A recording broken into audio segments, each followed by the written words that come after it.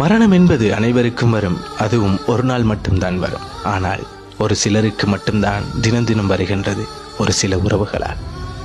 மரணம் கூட ஒரு சில நொடிகளில் கொன்றுவிடும். ஆனால் ஒரு சில நினைவுகள் என்னை ஒவ்வொரு நொடியும் கொள்கிறது. உன் மரண தருணத்தில் கூட உன் எதிரியின் முன்பும் துரோகியின் முன்பும் அழாதே.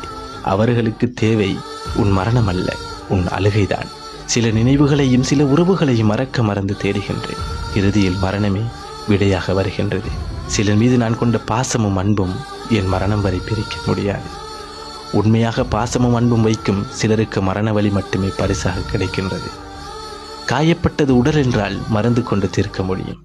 காயப்பட்டது மனம் என்றால் அதை ஆற்ற இயலாது. சில வழிகள் மரண வலியை விட கொடுமையாக இருக்கும். உன் மரணம் வரை நினைவில் வைத்துக் கொள்ள வேண்டியது எதுக்காகவும் யாருக்காகவும் உன் தாய் தந்தையை எந்த சூழ்நிலையிலும் விட்டுக் கொடுக்காதே.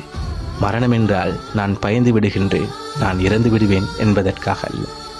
சில உறவுகளை பிரிந்து விடுவேன் என்பதற்காக. மரணம் இல்லாமல் வாழ ஆசைதான் இந்த உலகில் அல்ல, சில உறவுகளுடன். இதுவும் மறந்து போகும் என்றுதான் வாழ்ந்து கொண்டிருக்கின்றேன்.